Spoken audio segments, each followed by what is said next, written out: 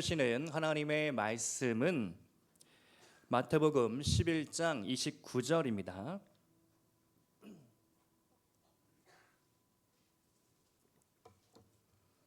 마태복음 11장 29절 한 구절인데요. 우리 다 같이 큰 목소리로 함께 읽겠습니다. 나는 마음이 온유하고 겸손하니 나의 멍에를 메고 내게 배우라. 그리하면 너희 마음이 쉼을 얻으리니. 아멘. 여러분의 학창 시절 잊지 못할 선생님이 혹시 있습니까? 제가 중학생 때로 기억이 나는데요. 당시 담임 선생님이 참 괴짜셨습니다. 수업 시간, 오후 시간이 되면 어디서 낮술을 드셨는지 술 냄새를 풀풀 풍기면서 저희들에게 가까이 막 다가오셔서 막 손을 잡기도 하고 애정 표현을 조금 하셨습니다. 나이가 좀 많은 선생님이었던 걸로 기억이 나는데요. 그 선생님을 제가 지금도 기억하는 이유가 있습니다. 당시 아침이 되면 늘 출석을 불렀죠. 제가 가나다 순으로 제법 앞에 있기 때문에 제 이름이 좀 눈에 띄셨나 봅니다. 선생님이 출석을 부르다 말고 저에게 이렇게 물어보십니다. 너 이름이 김기철이냐? 앞으로 줄여서 김기 아니다 감기라고 불러야 되겠다. 그러니까 아이들이 아주 그냥 폭소가 터졌습니다. 감기 이렇게 제 이름을 바꾸어서 부르셨습니다. 제 친구들이 수업 시간이 끝나고도 한참 동안 제 옆에서 콜록콜록 대면서 감기 걸린 신용을 하는 겁니다. 그러면서 놀림감이 되었던 기억이 납니다. 또 그 선생님이 한 번은 칠판에 사람 인자, 한자로 사람 인자 이렇게 쓰죠. 이 사람 인자를 5개를 분필로 적더니 저희에게 이렇게 물으셨습니다. 이게 무슨 뜻인지 아냐? 아무도 대답을 못하자 조금 시간이 지난 후에 큰 소리로 한 글자 한 글자 짚어가면서 이렇게 훈시를 하셨습니다. 사람이라고 다 사람이냐? 사람이 사람다워야 사람이다. 아마 어디선가 한 번쯤 들어보셨던 이야기일 듯 싶습니다. 너희들은 앞으로 사람답게 살아야 한다. 교육이란 모름지기 사람을 만드는 일이다. 이렇게 저희에게 알려주셨습니다. 비록 괴짜셨지만 그때 그분의 빛나는 이 눈빛, 그 정신, 그때가 아직도 저에게 기억이 납니다.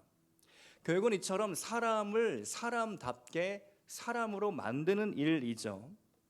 안타깝게도 오늘날 우리 사회를 둘러보면 사람같이 못한 사람들을 자주 만나게 됩니다.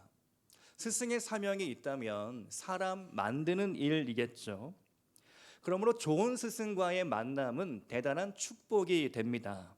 그래서 우리 자녀들을 위해 기도할 때마다 좋은 선생님, 좋은 교사, 좋은 강사, 그런 선생님들을 만나도록 우리가 늘 기도해야 합니다. 선생님의 영향력이란 대단하기 때문이죠. 홍승환 작가가 쓴 스승이 필요한 시간이라는 책이 있습니다. 참 좋은 책인데요. 거기에 스승과의 만남에 대해 이렇게 이야기합니다. 제가 한번 읽어드리겠습니다. 인생에는 가끔 신비한 만남이 찾아와서 우리를 인정해주고 우리가 어떤 사람이 될 수 있는가를 일깨워 준다. 그리하여 우리가 가진 큰 가능성이 비로소 빛을 발하기 시작한다. 좋은 스승이 누구인가? 제자 안에 감춰진 능력, 무한한 잠재 능력을 볼 줄 아는 사람이죠. 그것을 계속해서 격려하고 세워주고 할 수 있다. 자신감을 불어넣어주고 응원해주는 사람입니다. 비록 제자가 실패하고 낭망하고 쓰러져 있을지라도 끝까지 포기하지 않고 제자를 가르치는 사람이죠. 바로 예수님이 그러한 좋은 스승님입니다. 예수님은 우리를 제자로 초청하시죠. 오늘 본문 읽었던 마태복음 11장 29절을 한 번 더 읽어보겠습니다. 다 같이 시작. 나는 마음이 온유하고 겸손하니 나의 멍에를 메고 내게 배우라. 그리하면 너희 마음이 쉼을 얻으리니. 아멘. 예수님이 우리를 제자로 부르시는 것이죠. 나의 멍에를 메고 내게 와서 배워라. 그분은 우리를 잘 아십니다. 우리 체질을 아시고 내 연약함을 아시고 내 단점을 아시고 내 부족함과 어리석음도 다 아시죠.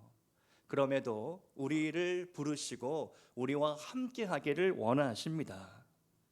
오늘 우리가 그 최고의 스승 되시는 예수님을 만나기 원하고 그분으로부터 배우기 원합니다.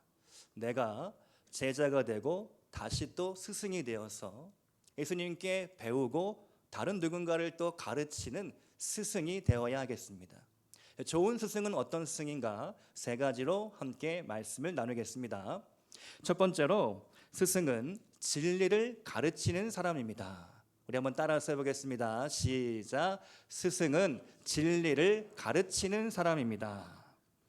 예수님은 특별한 스승님이시죠. 대부분 우리는 누군가로부터 배워야 합니다. 그래야 스승이 되죠. 그런데 예수님은 어떠한 고등 교육을 받지 않으셨습니다. 말씀을 보면 사도 바울에게는 가말리엘이라는 위대한 스승이 있었습니다. 주 1세기에 당시 유대교에 아주 대단한 세 명의 스승님이 있었습니다. 에스라, 힐렐, 가말리엘인데요. 사도 바울은 그 중에 가말리엘의 문화생이 되었습니다. 예수님은요, 랍비가 되기 위해 어떤 고등교육도 받지 않았다는 것이죠. 그래서 유대인들은 의아해했습니다. 요한복음 7장 15절 말씀을 보면 유대인들이 놀랍게 여겨 이르되 이 사람은 배우지 아니하였거늘 어떻게 글을 아느냐. 여기 글에 해당하는 헬라어가 그람마인데요. 영어로도 문법이라는 뜻이 있죠. 읽고 쓰는 그 기초 지식을 뜻합니다. 그리고 나아가 구약의 율법을 뜻하죠. 예수님은 이렇게 글을 배운 적이 없는데 어떠한 스승으로부터 사사받은 적이 없는데 예수님은 모든 진리가 충만한 분이었습니다. 요한복음 1장 14절 말씀을 보실까요? 한번 같이 읽겠습니다. 시작. 말씀이 육신이 되어 우리 가운데 거하심에 우리가 그의 영광을 보니 아버지의 독생자의 영광이요 은혜와 진리가 충만하더라. 아멘. 예수님은 하나님의 아들로 이 땅에 오셨고 그 자체만으로 그분 자체가 진리였습니다. 그분 자체가 은혜였죠. 하나님의 은혜와 진리가 그분 안에 충만했습니다. 그래서 예수님은 그 진리를 가지고 가르치신 것이죠. 그렇다고 예수님이 아무 배움도 없었던 것은 아닙니다. 예수님이 12살 되던 해에 성인식을 치르기 위해 예루살렘 성전에 올라갑니다. 그런데 예수님이 집으로 돌아가지 않고 사흘 동안 성전에 머무셨죠. 그때 예수님은 율법을 배우고 율법을 공부했습니다. 율법 학자들과 문답을 하며 소위 요새 유행한다고 하는 하브루타 교육법, 서로 1대1로 질문하고 토론하는 그런 방법으로 율법을 배웠던 것이죠. 예수님도 꾸준히 배우고 성장하는 기간이 필요했습니다. 요한복음 3장을 보면 진리를 찾는 한 사람이 나오게 됩니다. 그의 이름이 니고데모인데요. 니고데모는 존귀한 공회원입니다. 공회란 당시에 사법, 종교, 재판을 하는 그런 기관인데요. 사내들인 공회는 70명으로 구성된 명실공히 이스라엘 최고의 기관이었습니다. 오늘날로 비유하면 국회의원이죠. 그런 그가 예수님을 찾아옵니다. 그것도 한밤중에 몰래. 남들이 어떻게 나를 생각할까 의식되었기 때문이죠. 굳이 이렇게까지 하는 이유가 무엇일까요? 예수님과의 대화를 살펴보면 그 이유를 알게 되는데요. 예수님이 니고데모에게 거듭나야 하나님의 나라에 들어갈 수 있다 라고 말씀하시죠. 그래서 니고데모가 바로 질문을 합니다. 요한복음 3장 4절 말씀, 유명한 말씀이죠. 사람이 늙으면 어떻게 날 수 있사옵나이까? 두 번째 모태에 들어갔다가 날 수 있사옵나이까? 니고데모의 생각에 거듭난다는 것은 다시 태어나는 것. 내가 다시 태어나려면 어머니 뱃속에 다시 들어가야 하는가? 육적인 생각을 하고 있었습니다. 그러나 하나님은 그것이 아니다. 영과 진리, 너가 물과 성령으로 거듭나야 하나님의 나라에 들어갈 수 있다. 니고데모는 걱정했습니다. 내가 평생 존귀한 공회원 사내들인 회원이 되기 위해 남모르게 많은 구제하고 섬김하고 봉사하고 열심히 율법을 지키며 착하게 살았는데 혹 내가 덜컥 천국에 들어가지 못하면 어떡할까? 예수님의 가르치심에 대하여 그가 궁금했고 호기심을 갖고 있었죠. 그때 예수님이 단순한 진리로 가르쳐 주셨습니다. 물과 성령으로 거듭나야 한다. 예수님은 사내들인 공회원, 정치인, 오늘날 국회의원에 맞먹는 그런 권력자 앞에서도 진리를 단순하게 가르쳐 주셨습니다. 진리를 어떤 바꾸지 않았고 진리 앞에 타협하지 않았습니다. 진리 앞에 우리가 타협하는 순간 진리가 무너져 내릴 수 있다는 것이죠. 미국에서 청교도 신앙을 가르친 조나단 에드워즈 목사님이라고 계십니다. 이분의 설교와 사역을 통해 수많은 사람들이 회심하고 각성을 했습니다. 미국의 대부흥 운동을 주도한 분이시죠.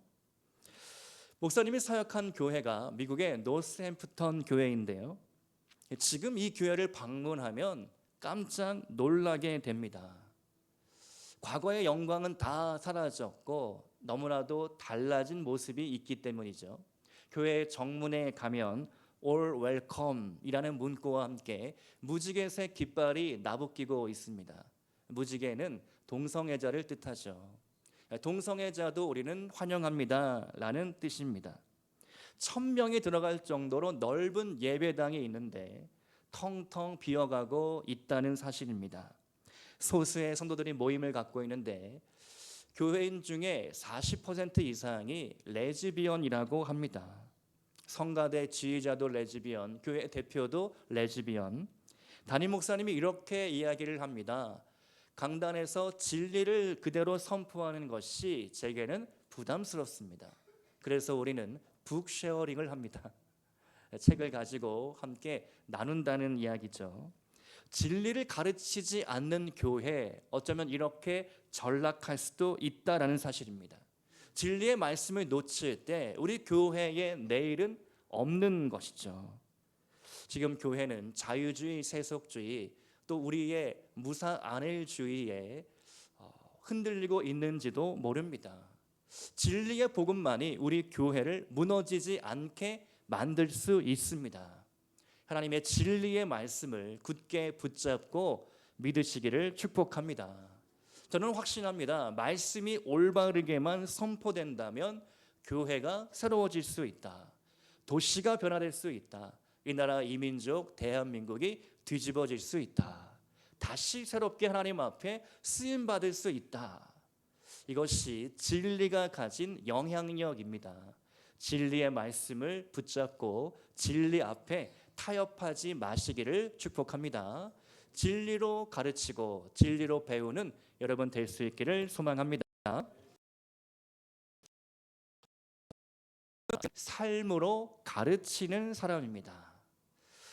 예수님은요, 모든 지식을 강의실에서, 예배당에서, 회당에서만 가르치지는 않았습니다. 보통의 랍비는요, 실내 공간에서만 가르쳤습니다. 그게 정규 교육이죠. 예수님은요, 다소 다른 방식으로 다양한 방법으로 가르쳐 주셨습니다. 우리가 잘 아는 것처럼 야외에 나가셨고 걸으면서도 가르쳐 주셨습니다. 일상의 공간에서 일상의 문제로부터 가르침을 시작하셨죠. 과연 로마 정부에 세금을 내는 게 맞는가 틀린가? 그런 질문으로부터 어떤 진리를 도출해 나가셨습니다.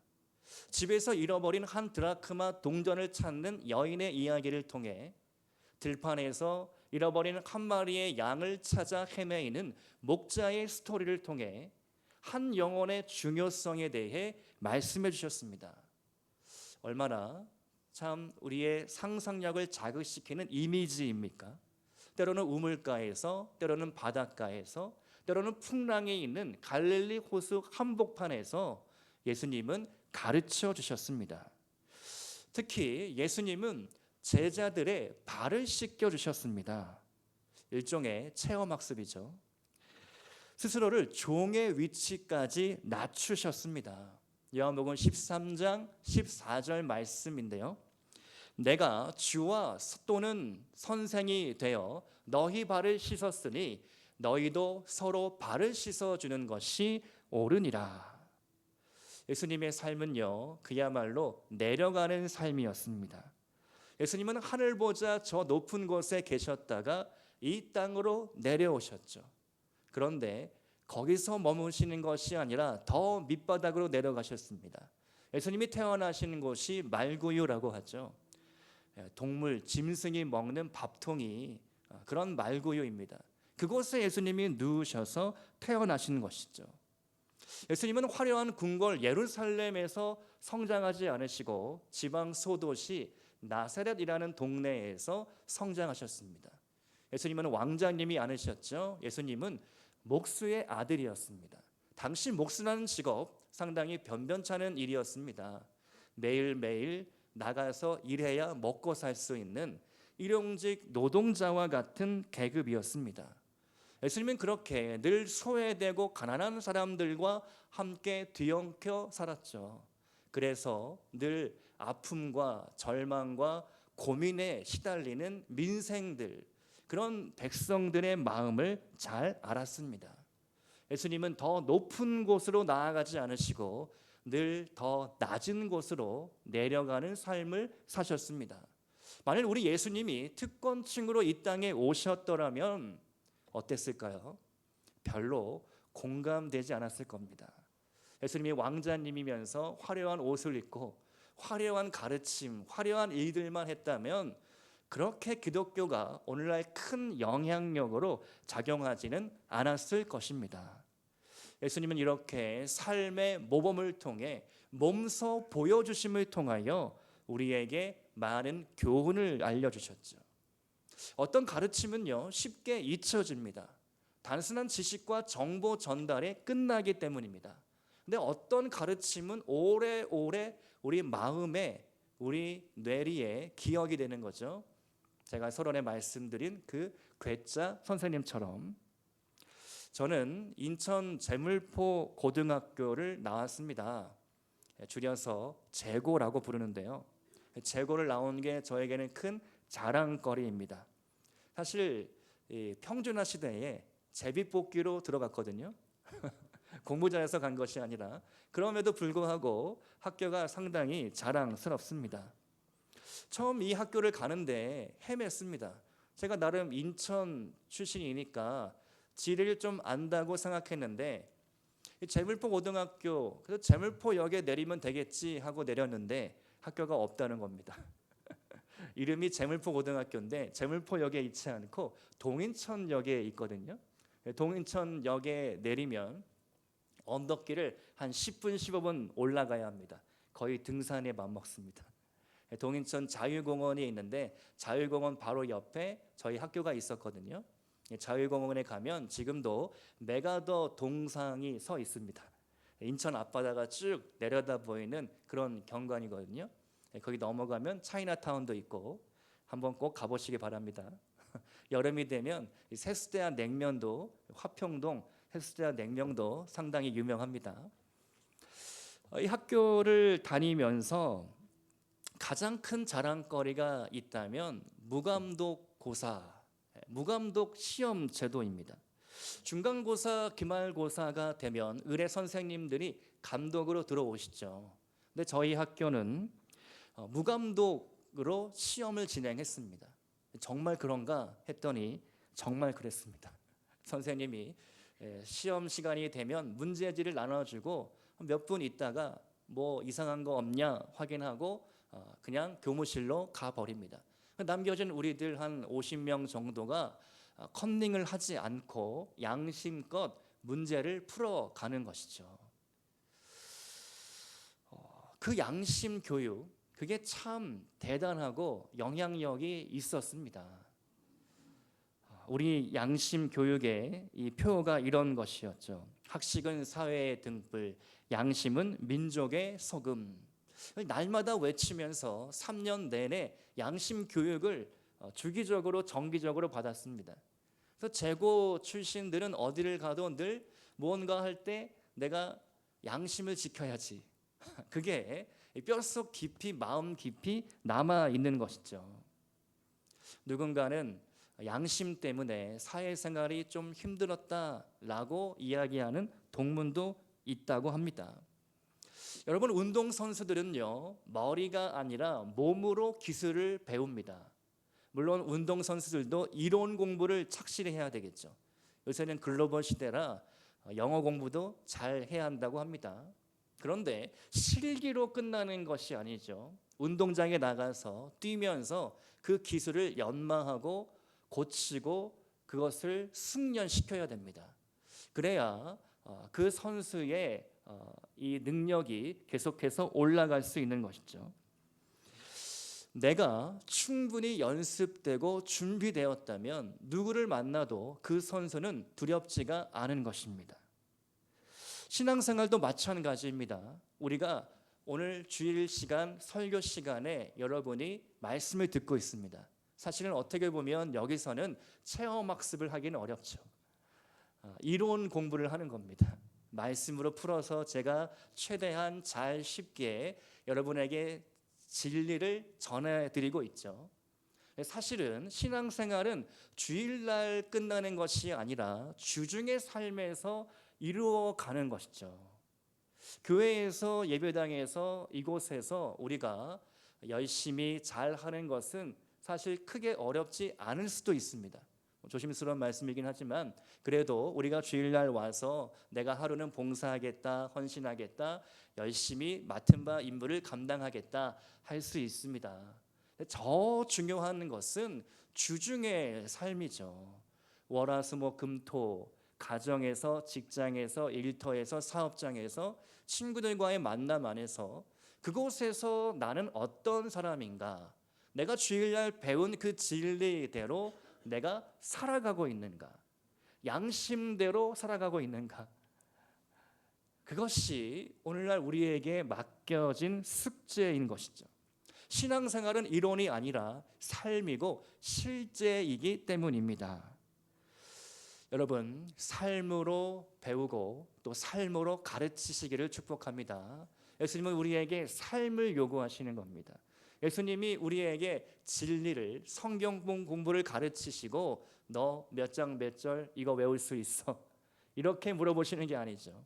너가 그 말씀을 들었다면 오늘 가서 그대로 행하라. 그리고 너의 삶으로 하나님 앞에 영광을 올려드려라. 이것이 예수님이 우리에게 가르치시는 교육인 것이죠. 그러므로 우리가 할 수 있는 한 우리의 삶 속에서 예수님을 증거하고 삶으로 가르치는 여러분 될 수 있기를 축복드립니다. 세 번째로, 스승은 사랑으로 가르치는 사람입니다. 한번 따라해 보겠습니다. 시작. 스승은 사랑으로 가르치는 사람입니다. 아멘. 하나님은 사랑이시죠. 믿음, 소망, 사랑, 그 중에 제일은 사랑입니다. 사랑은 하나님의 성품입니다. 예수님이 이 땅에 오셔서 보여주신 것, 그것은 하나님의 사랑을 몸으로 우리에게 알려주시고 보여주신 것이죠. 예수님이 이 땅에 오셔서 죄인들을 사랑으로 품어주십니다. 예수님은 한 번도 과거를 비난하거나 정죄하거나 조롱하지 않으십니다. 그 사람의 현재를 보시고 잠재된 가능성을 보십니다. 사랑으로 회복될 미래를 보신 것이죠. 한 번은 가늠하다 현장에서 붙잡힌 여인이 있었습니다. 모두가 모세의 율법에 따라 돌로 쳐 죽여야 한다, 웅성웅성 시끌시끌한 상황 속에 예수님이 오셨습니다. 그리고 이렇게 말씀하시죠. 너희 중에 죄 없는 자가 먼저 돌로 치라. 이 말씀을 듣고 그 누구도 감히 돌을 집을 생각을 하지 못했습니다. 그 말씀 앞에 자신 안에 숨겨진 음욕과 죄된 본성을 깨달았기 때문인 것이죠. 누구나 죄인입니다. 나도 저 여인과 별다를 바 없는 죄인이다. 그것을 깨달았습니다. 예수님은 그 여인을 사랑으로 용서해 주셨습니다. 또한 예수님은 제자들을 사랑으로 가르쳐 주셨죠. 3번이나 모른다고 예수님을 부인한 베드로 있습니다. 여러분, 배신자는요, 보통 처단하는 게 답입니다. 배신자를 용서해서 다시 우리 조직에 받아준다? 쉽지 않은 일이죠. 한번 배신하면 또 배신할 가능성이 농후하기 때문입니다. 그런데 예수님은 배신자, 실패자 베드로를 다시 불러주시고 다시 만나주십니다. 예수님 이렇게 말씀하지 않으셨죠? 베드로, 넌 별 수 없구나. 넌 구제불능이야. 내가 너를 그렇게 아끼고 수제자로 가르쳤는데 나를 3번씩이나 배신해? 야, 너 갈릴리 바닷가에 가서 물고기나 잡아. 너는 평생 그렇게 살다가 죽을 거야. 이런 말을 한 번도 하지 않으셨습니다. 예수님 뭐라고 말씀하셨습니까? 베드로의 배신에 대해서는 한 번도 말하지 않으시고 그저 묵묵히 구운 떡과 물고기를 드리며 함께 나누며 아침 식사를 하셨죠. 그리고 물어보셨습니다. 베드로, 네가 나를 사랑하느냐? 네가 나를 사랑하느냐? 네가 나를 사랑하느냐? 3번 물으시면서 마치 사랑하는 연인 간에 다시 어떤 서약을 하는 것 같은 그런 분위기를 예수님이 연출하셨죠. 너가 나를 사랑한다면 나도 너를 사랑하고 내 사명을 너에게 맡길 수 있겠다. 너가 나를 사랑함으로 내게 맡겨주신 그 양떼들을 네가 치고 먹여라. 목양의 사역을 감당해라. 교회를 세워라. 복음을 전하여라. 땅끝까지 이르러 내 제자가 되어라. 예수님은 베드로에게 그런 위대한 사명의 기회를 다시 한번 주셨습니다. 세컨 찬스죠. 2번째 기회가 베드로에게 주어졌고 베드로는 그 기회를 평생토록 붙잡았습니다. 다시 넘어지지 않았죠. 다시는 실패하지 않았습니다. 그것이 사랑의 힘인 것이죠. 사랑으로부터 우리는 새로운 힘을 공급받게 됩니다. 저는 어렸을 때 선생님들께 받은 사랑이 많이 있습니다. 오늘도 스승의 주일 설교를 생각하면서 한 선생님이 떠올랐는데요. 잊을 수 없는 따뜻한 사랑의 기억이 있습니다. 교회 학교 선생님이셨는데 어느 날 저에게 작은 엽서 한 장을 주셨습니다. 어렴풋이 기억나는 게 아마 그때 제 생일이었던 것 같습니다. 내용은 잘 기억나지 않죠. 근데 그 엽서에는 손으로 직접 써주신 깨알 같은 글들이 적혀져 있었습니다.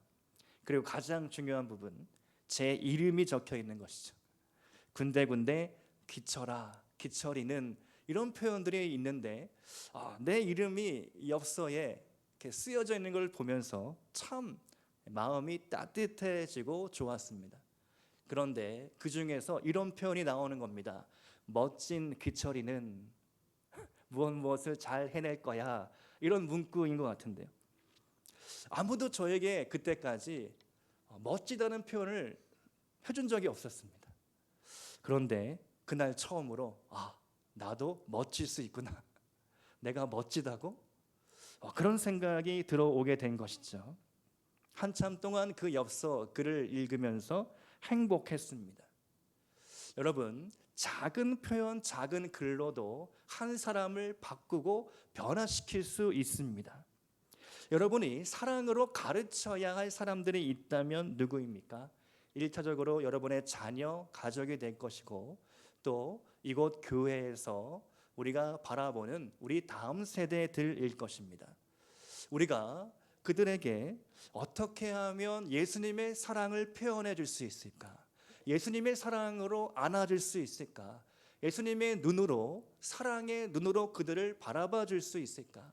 너가 잘못한 것을 지적하기보다 잘하고 있는 것, 좋은 것, 밝은 면을 최대한 봐주시기를 바랍니다. 예수님이 이렇게 말씀하시죠. 요한복음 13장 34절 말씀인데요. 다 같이 한번 읽겠습니다. 시작. 새 계명을 너희에게 주노니 서로 사랑하라. 내가 너희를 사랑하는 것 같이 너희도 서로 사랑하라. 아멘. 믿음, 소망, 사랑, 그 중에 제일은 사랑입니다. 사랑으로 많은 제자를 남기시는 여러분 될 수 있기를 축복드립니다. 오늘 말씀의 결론입니다. 예수님은 우리의 최고의 스승이시죠. 또한 우리는 누군가의 스승이 되어야 합니다. 이미 여러분이 스승인 줄 믿습니다. 진정한 스승을 찾아보기 힘든 이 시대에 우리가 부모와 같은 그런 스승이 되기를 소망합니다. 고린도전서 4장 15절 말씀을 보시면 그리스도 안에서 일만 스승이 있으되 아버지는 많지 아니하니 그리스도 예수 안에서 내가 복음으로써 너희를 낳았음이라. 아멘. 사도 바울은 일만 스승이 우리에게 충분히 있다. 그러나 아버지와 같은 마음으로, 어머니와 같은 마음으로 사랑하고 섬기는 이가 많지 않구나. 여러분, 오늘 하나님께서 여러분에게 도전하십니다. 아버지 같은, 어머니 같은 스승이 되어주시기 바랍니다. 끝까지 용서하고 참고 사랑으로 품어주며 진리 앞에 타협하지 않고 삶으로 가르칠 수 있는 저와 여러분 될 수 있기를 주님의 이름으로 축원드립니다. 함께 기도하시겠습니다.